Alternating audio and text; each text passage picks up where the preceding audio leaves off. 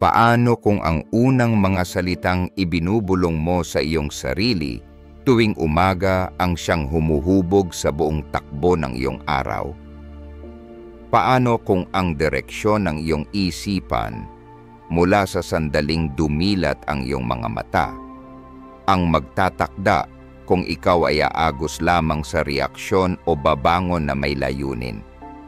Naniniwala ang mga Stoic na sagrado ang mga umaga, hindi dahil sumisikat ang araw, kundi dahil nagigising ang isipan. Bago ang ingay, bago ang pagmamadali, bago ang mga opinyon at abala, may isang sandali, isang tahimik na sandali kung saan maaari kang pumili. Mamumuhay ba ako ngayon sa pamamagitan ng default o sa pamamagitan ng disenyo? Ang pag-uusap na ito ay hindi tungkol sa motibasyon. Ito ay tungkol sa pagkakaugat. Ang 12 Stoic na paninindigan ay hindi mga mahika. Sila'y mga mental na angkla. Hindi sila nangangako ng kaginhawaan. Nangangako sila ng tibay. Hindi nila itinatanggi ang pagdurusa. Inihahanda ka nila para dito. Sapagkat kung maitututok mo ang iyong isipan sa simula pa lang, haharapin mo ang kaguluhan ng may linaw. Hihinto kang maghintay ng kapayapaan at magsisimula kang maging mismong kapayapaan. Kaya bago ka mag-scroll, bago ka tumingin, bago mo hayaang pumasok ang mundo, makinig kang mabuti. Pumili ng isa sa mga katotohanang ito tuwing umaga at bigkasin ito. Hindi para sumaya, kundi para maging matatag. Magsimula na tayo. 1. Ngayon, hindi ako magpapaapekto sa mga bagay na wala sa aking kontrol. Karamihan sa mga tao ay nagigising at agad sumusuko, hindi sa pisikal na bagay, kundi sa lahat ng nasa isip. Dumidilat sila at agad tinitingnan ang kanilang telepono. At bago pa man sumayad ang kanilang mga paa sa sahig, hinayaan na nilang sakupin ng mga balita, mensahe o opinyon ng iba ang kanilang isipan. Doon nasasayang ang araw, hindi sa kaguluhan ng gabi, kundi sa umagang hindi nabantayan. Dahil ang unang desisyon mo sa umaga ay hindi kung ano ang isusuot o kakainin, kundi kung ano ang iisipin. At kung hindi mo aangkinin ang kaisipang iyon, may iba na gagawa nito para sa iyo. Nauunawaan na ito ng mga Stoic matagal bago pa naimbento ang mga smartphone. Isinulat ni Epictetus, hindi ang mga bagay ang nakagugulo sa atin, kundi ang ating paghusga sa mga bagay. Hindi lang ito pilosopiya, ito ay praktikal, sapagkat ang pangyayari ay neutral sa sarili nito. Ang na-flat na gulong, ang galit na email, ang bastos na estranghero, wala silang kapangyarihan hanggat hindi mo sila pinapayagang sirain ang iyong kapayapaan. Kaya ngayong araw, paalalahanan mo ang sarili mo. Hindi ko obligasyon na tumugon sa lahat. Hindi ko kailangang pasanin ang ingay dahil lang malakas ito. Hindi ko kailangang akuin ang bigat na iniwan ng iba sa aking harapan. Ngunit narito ang hamon. Madaling sabihin, hindi ako magpapaapekto hanggat hindi ka pa naaapektuhan, hanggat hindi pinipindot ng buhay ang eksaktong buton na akala mo ay di na tumatalab sa iyo. Doon nagsisimula ang totoong pagsasanay. Ang paninindigang ito ay hindi mahiwagang panangga laban sa negatibidad. Isa itong paalala na huminto, mapansin, huminga, makita ang gatilyo, ngunit huwag itong kalabitin. Marinig ang insulto, ngunit huwag itong ulitin. Masaksihan ang kaguluhan, ngunit huwag itong maging ikaw. Hindi ka palaging magtatagumpay. May mga araw na mapapalakas ang boses mo. Mahihila ka. Mapapansin mong nakangiwi ka o paulit-ulit nang bumabalik sa parehong kaisipang negatibo. Ngunit kahit sa sandaling iyon ng pagkabigo, may pangalawang pagkakataon. Maari kang bumalik sa katotohanan ito. Hindi pa tapos ang araw. Maari pa akong bumalik sa gitna ko. Maari akong maapektuhan, ngunit piliin pa rin ang kapayapaan pagkatapos. Sapagkat ang kapayapaan ay hindi pagiging perpekto, kundi direksyon. Hindi ito kawalan ng abala, kundi pagtanggi na gawing pagkatao ang abalang iyon. Kaya kapag dumating na ang di maiiwasang stress, kapag parang gumagapang ang trapiko, kapag may nanakit ng damdamin sa pamamagitan ng tono, kapag nakaramdam ka ng hindi pinapansin, hindi nauunawaan, o tinamaan sa damdamin, alalahanin mo, ang sandaling ito ay hindi sa iyo hanggat hindi mo ito inaangkin. Ang galit ay hindi sa iyo hanggat hindi mo ito niyayakap. Ang enerhiya ay hindi sa iyo hanggat hindi mo ito hinihigop. Maari kang makakita ng hindi sumanib. At hindi iyon kahinaan, iyon ay pinatibay na lakas. Kahit sino ay kayang sumabog. Ngunit ang tunay na kapangyarihan ay nasa pagpipigil, sa pagiging matatag sa kung sino ka, na kahit anong bagyo, hindi ka natitinag. Iyan ang stoicism sa aksyon, hindi sa kalmado kundi sa init, hindi sa pag-iisa kundi sa pakikisalamuha. Ang manatiling hindi naaapektuhan, hindi dahil tahimik ang mundo, kundi dahil ikaw ang tahimik. Ngayong umaga, ipinapahayag mo ito, hindi bilang walang saysay na dasal, kundi bilang kumpas na susundan mo sa buong araw. Ngayon, hindi ako magpapaapekto sa mga bagay na wala sa aking kontrol. Hindi dahil hindi sila darating, kundi dahil handa ka na. 2. Akin ang aking mga kaisipan. Akin ang aking mga reaksyon. Sa mundong patuloy na humihila ng iyong atensyon, madaling makalimutang ang iyong panloob na buhay ay pag-aari mo. Sinisikap kang galitin ng ibang tao. Binabago ng media ang pananaw mo. Sinusubukang idikta ng mga algorithm ang iyong damdamin. At kung hindi ka magiging maingat, malilito ka. Akala mo ang ingay mula sa labas ay tinig mula sa loob. Kaya ang paninindigang ito mula sa Stoic ay hindi lamang paalala.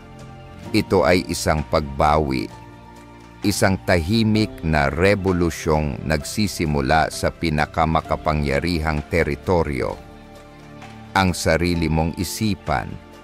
Pag-isipan mo ito.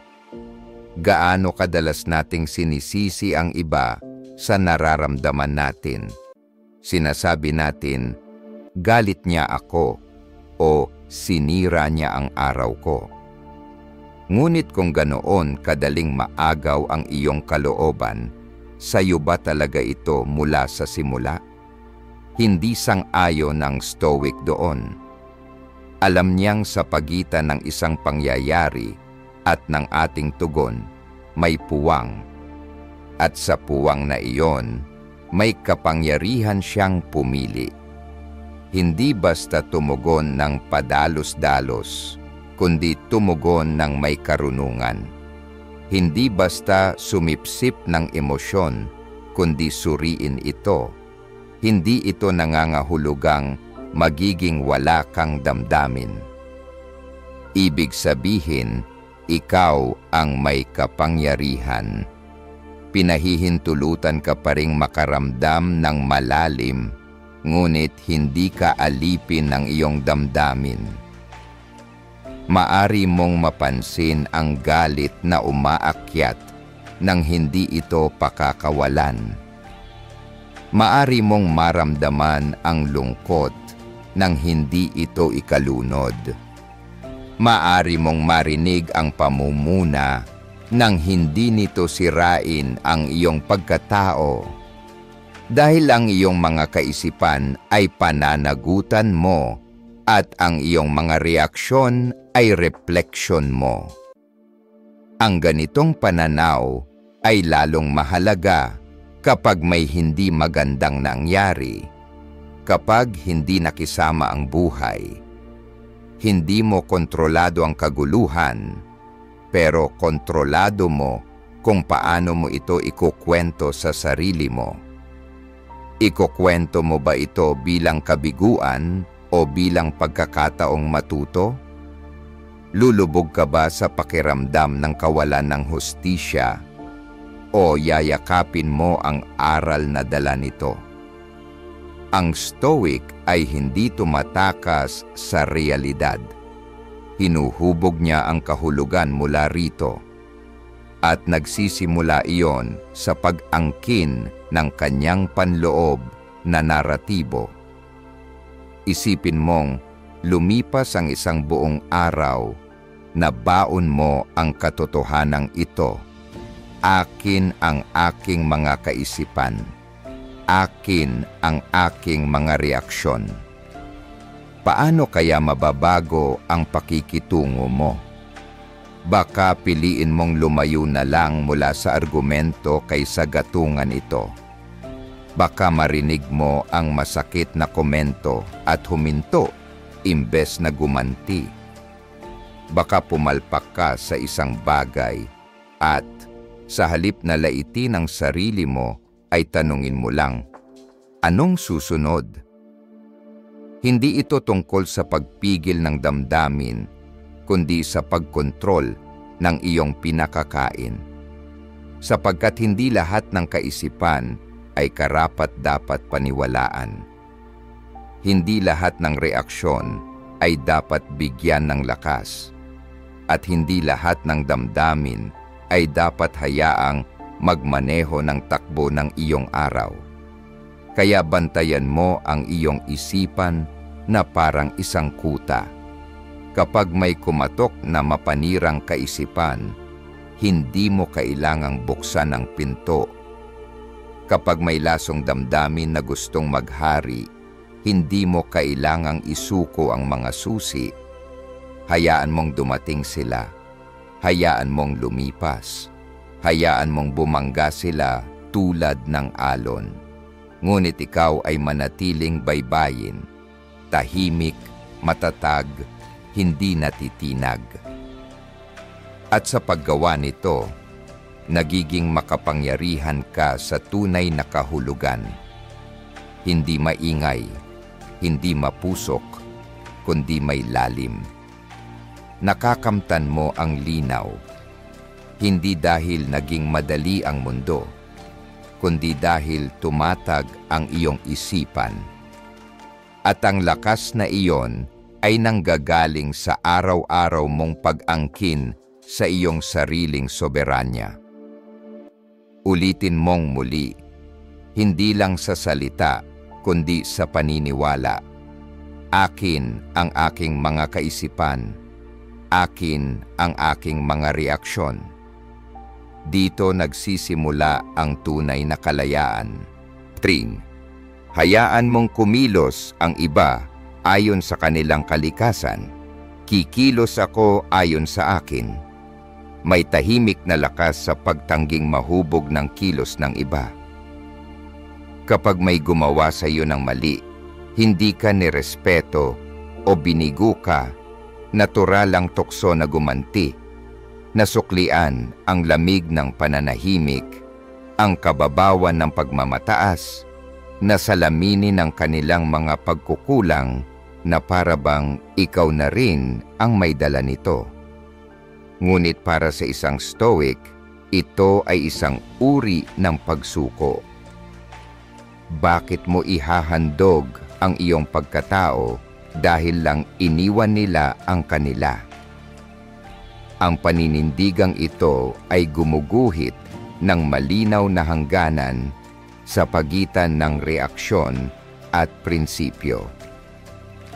Ipinaaalala nito na malaya ang ibang tao na magsinungaling, magmanipula, manira, o manisi. Iyan ang kanilang kalikasan o marahil ang antas ng kamulatan nila sa kasalukuyan. Ngunit hindi mo kailangang sundan ang parehong script. Hindi mo kailangang makipagpaligsahan sa kababawan o sumayaw sa sayaw ng kaguluhan. Hindi mo kailangang bumaba sa kanilang antas dahil lang mas madali ito kaysa panindigan ng sayo. Isipin mo ito bilang panloob na kompas. Maaaring maligaw ang iba. Maaaring sila'y lamunin ng kanilang damdamin o ego. Ngunit ang direksyon mo ay nanggagaling sa mas malalim mula sa mga pagpapahalaga, mula sa malinaw na isipan, mula sa panata na mamuhay ng may integridad kahit mahirap, lalo na kung mahirap, dahil doon ito pinakamahalaga. Kapag hindi ito sinusuklian, hindi kinikilala, hindi ginagantihan, doon ito nagiging ikaw.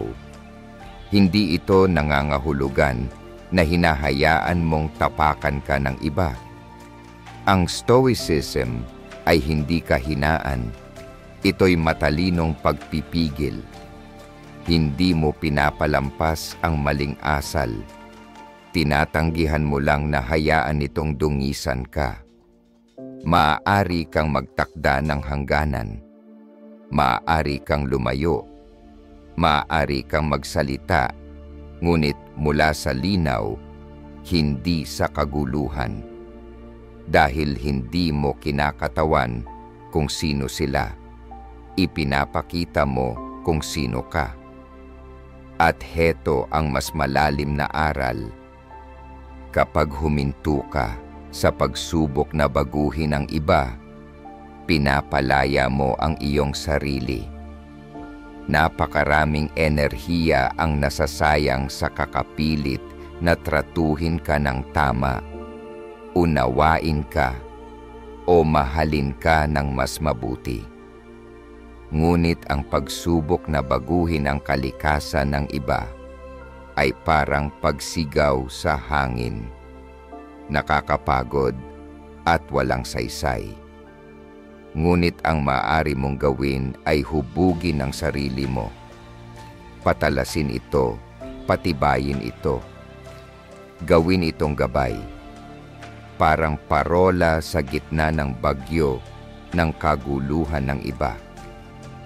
Kapag sila'y nambuyo, nananatili kang kalmado.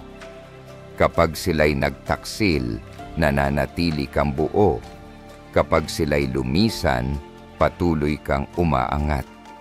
Hindi dahil hindi ka apektado, kundi dahil pinili mong huwag hayaan ang kanilang asal ang magtakda ng iyong pagkatao. Iyan ang tunay na kapangyarihan. Hindi maingay, hindi palabida, kundi matatag. Ganito mo ginagawang pamantayan ang kapayapaan. Hindi mo na tinatanong, bakit sila ganito? Sa halip, ang tanong mo na ay, sino ang pinipili kong maging sa harap ng ganito? At sa tanong na iyon, binabawi mo ang lahat ng iyong lakas. Inililipat nito ang atensyon mo mula sa pagkainis tungo sa disiplina, mula sa paninisi tungo sa hangganan, mula sa padalos-dalos na reaksyon tungo sa may responsableng pagkilos. Kaya kapag magulo ang mundo, kapag tila nalulunod sa sariling gulo ang mga tao sa paligid mo, ipaalala mo sa sarili mo ang simpleng, makapangyarihang katotohanan ito.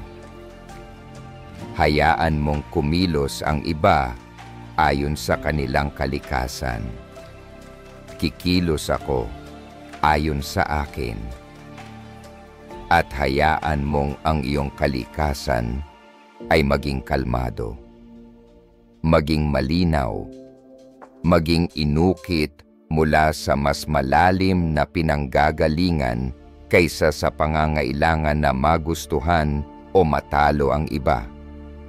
Dahil ang taong hindi kayang pukawin, napipili ng prinsipyo kaysa pagmamataas, ay nagiging hindi matitinag, hindi dahil manhid siya, kundi dahil may gabay siya. 4.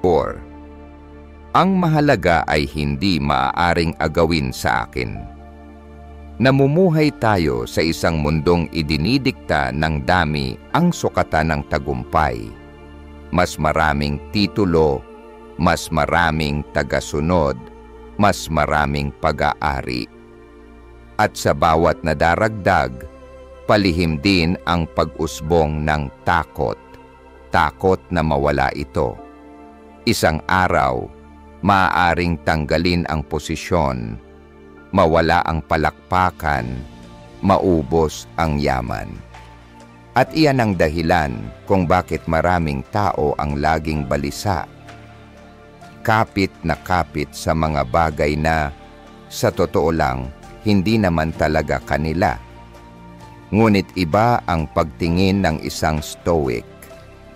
Babalik siya sa kung ano ang hindi kailanman maaaring manakaw, mawala o masira, at doon siya nakakahanap ng kapayapaan.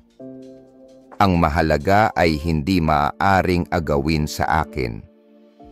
Hindi lamang ito isang pangungusap. Isa itong paalala kung ano ang tunay na sayo.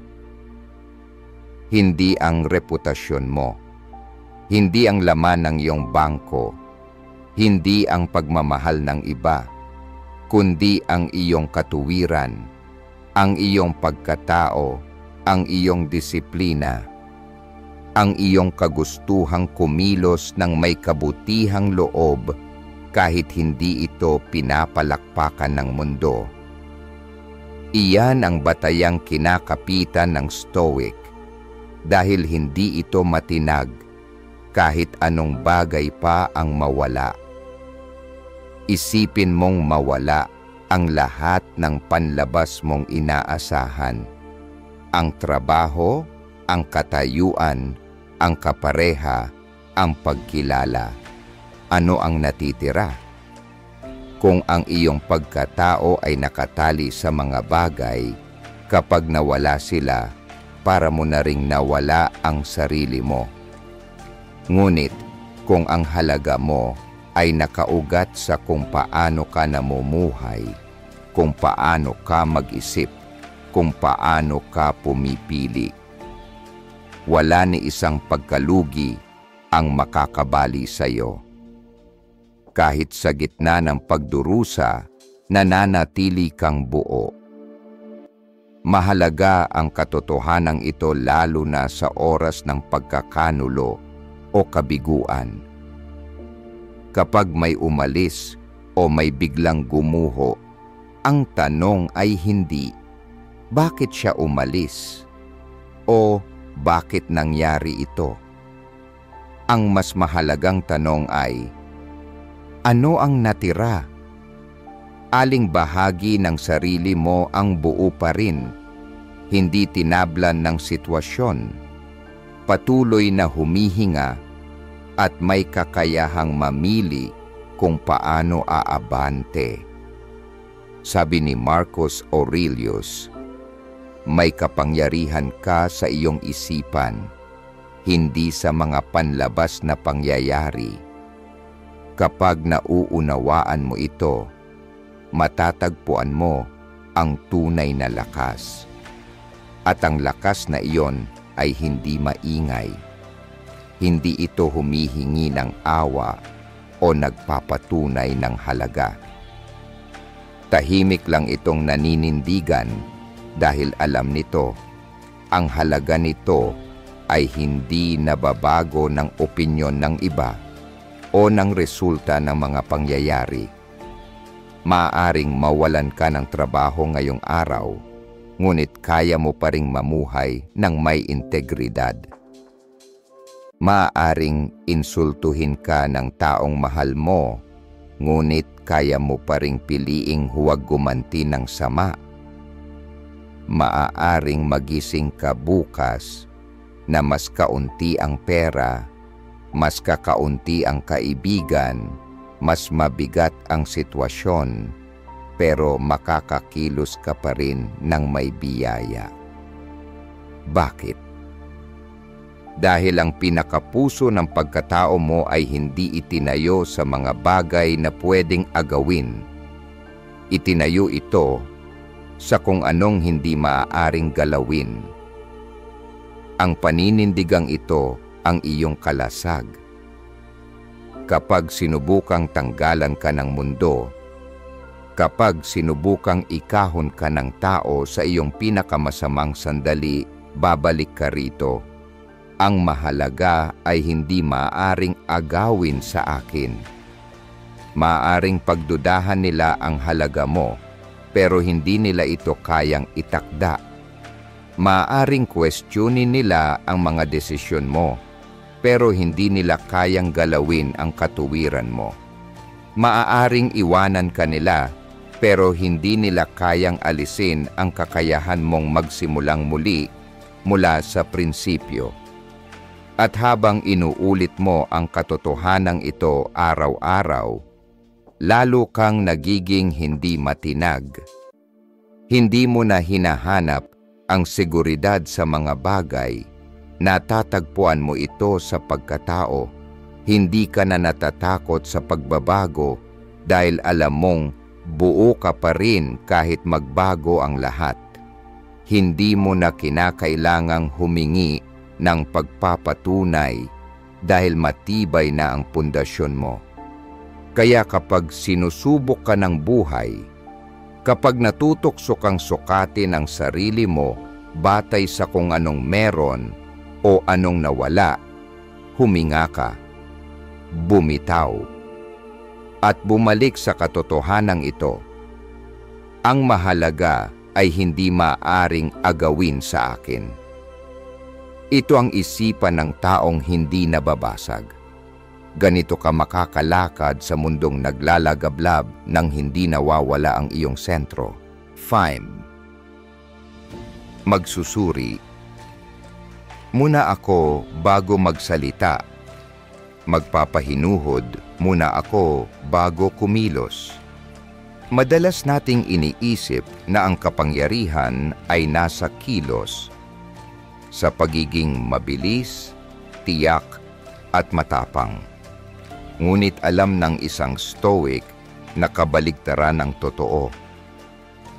Ang tunay na kapangyarihan ay nasa pagitan ng pag-uudyok at pagtugon, nasa pagitan ng galit at pasensya, ng tukso at pagpipigil. Nasa katahimikan ng sandaling iyon ng pagmamasid, bago pa man lumabas ang mga salita sa iyong bibig, bago pa man markahan ng iyong kilos ang mundo. Dahil kapag nasabi mo na, hindi mo na ito mababawi. Kapag kumilos ka na, hindi mo na ito maibabalik. Ngunit sa sandaling may pagninilay, lahat ay posible pa. Ang makabagong buhay ay hindi nagbibigay ganti sa kabagalan. Itinutulak tayo nito sa pagmamadali. Magkomento na, i-post na, tumugon na. Ngunit kadalasan, ang pagmamadali ay kalaban ng karunungan. Ang isang stoic ay hindi nagpapaikot sa agos ng sandali. Hindi siya sumusunod sa unang bugso ng damdamin. Humihinto siya, nagmamasid, at tinatanong ang sarili, totoo ba ito? Kailangan ba ito? Naaayon ba ito sa taong nais kong maging? Kapag may nakasakit sa iyo, ano ang ginagawa mo? Ang karaniwang tao ay gumaganti. Ang stoic ay nagmumuni-muni. Pinagmamasdan niya hindi lamang ang iba, kundi pati ang sarili. Ano itong gumigising sa loob ko? Anong kwento ang isusulat ko gamit ang aking mga salita, ang aking tono, ang aking kilos? Siya'y nagpapahinuhod, hindi dahil sa takot, kundi dahil sa kamalayan. Dahil alam niyang bawat reaksyon ay boto para sa uri ng taong kanyang nililikha. Ang pagpipigil ay hindi kahinaan. Ito ay disiplina. Isa itong pagkilala na ang katahimikan ay maaaring mas makapangyarihan kaysa salita, na ang paghihintay ay maaaring mas matatag kaysa agarang pagkilos. Sa katahimikan, isinisilang ang linaw, at ang linaw ay pinagmumulan ng matalinong pamumuhay. Isipin mo ang mga taong labis mong iginagalang, yung mga kumikilos ng may kapanatagan, nagsasalita ng may lalim at hindi basta-basta pumapasok sa argumento o desisyon. Hindi sila pabigla-bigla, hindi nila hinahabol ang panalo sa bawat saglit. Ang layunin nila ay mapagtagumpayan ang sarili. At ang tagumpay na iyon ay nagmumula sa pagpaparangal sa katahimikan. Hindi lang ito tungkol sa pag-iwas sa pagkakamali. Ito ay tungkol sa paglinang ng presensya. Kapag huminto ka, lumalayo ka sa pagkareaktibo at lumalapit sa layunin. Nagsisimula kang kumilos mula sa prinsipyo, hindi sa presyon. Nagsisimula kang magsalita mula sa katotohanan, hindi mula sa ego. Nagsisimula kang hubugin ang iyong buhay, hindi basta-basta nadadala ng agos, kundi ayon sa disenyo. Nakakaakit isipin na ang pagpigil ay wala lang, ngunit hindi ito totoo. Ito ang pinakamalalim na uri ng gawain. Ang pamamahala sa iyong damdamin, pagmamasid sa iyong iniisip, paglalapat ng intensyon. Sa katahimikang iyon, binabawi mo ang pagiging may akda ng iyong buhay. Ikaw ang sumusulat ng sarili mong kwento, hindi ang kaguluhan sa paligid. Kaya bukas, kapag tumaas ang tensyon, huminto ka. Kapag may umudyok sa iyo, huminto ka. Kapag naramdaman mong gusto mong magbitaw ng masakit na salita, magpaliwanag o magtanggol, huminto ka. At sa sandaling iyon ng paghinto, itanong mo sa sarili, anong resulta ang nais kong likhain? Anong uri ng tao ang nais kong maging? Anong prinsipyo ang nais kong ipaglaban? Dahil kapag nabuhay ka mula sa katahimikan, nagkakaroon ng bigat ang iyong mga salita. Nagkakaroon ng saysay ang iyong mga kilos. Ikaw ay nagiging hindi pabigla-bigla, kundi intensyonal. Hindi magulo, kundi nakasentro. At ang sentrong iyon, ang iyong tunay na lakas. Ulitin mo ito tuwing umaga. Ngunit higit sa lahat, isabuhay mo ito sa oras na pinakamahirap. Magsusuri muna ako bago magsalita. Magpapahinuhod muna ako bago kumilos. Sa mundong tumutugon ng walang pag-iisip, ikaw ang magiging taong tumutugon ng may karunungan. 6. Walang mangyayari ngayon na talagang bago. Nakita ko na ito noon. Madaling isipin na ang bawat pagsubok na hinaharap natin ay kakaiba, na ang mga hamon ngayon ay mas matindi, mas personal, mas komplikado kaysa sa mga dati nating pinagdaanan. Ngunit ang pag-iisip ng isang Stoic ay pumuputol sa ilusyon na ito. Ipinapaalala nito sa atin. Ang buhay ay isang siklo, hindi isang sorpresa. Naranasan mo na ang pagtataksil noon.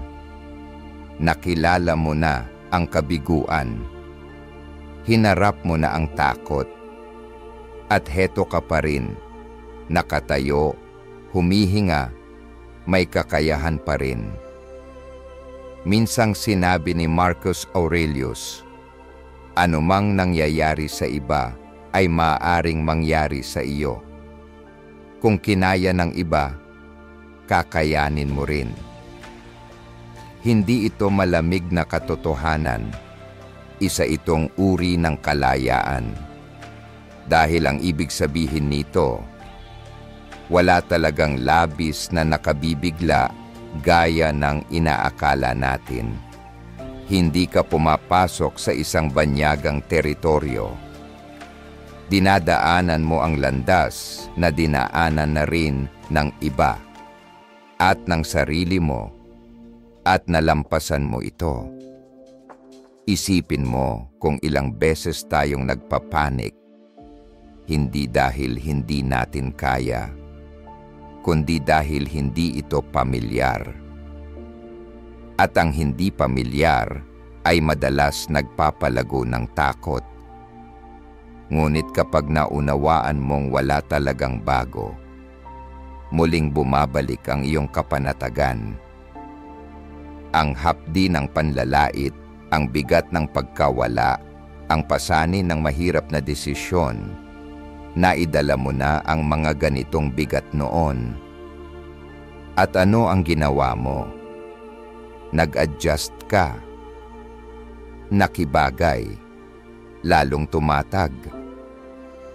Pinaghahandaan ito ng Stoic tuwing umaga, hindi sa pamamagitan ng pagtaya sa eksaktong mangyayari, kundi sa pagtanggap sa mga paulit-ulit na padron ng buhay.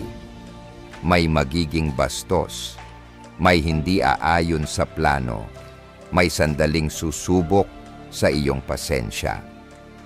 Kapag nangyari ang mga ito, hindi tinatanong ng Stoic na, bakit ako? Bagkus ay tumatango siya ng may tahimik na kahandaan. Ito na naman. May taglay na lakas ang linyang iyan dahil binabago nito ang iyong pananaw. Mula sa pagiging biktima tungo sa pagiging tagamasid, mula sa pagiging gulat tungo sa pagiging handa. At kung tunay mong pagninilayan, mapagtatanto mong ang panimulang salitang ito tuwing umaga ay hindi lang basta pahayag, isa itong uri ng sandata.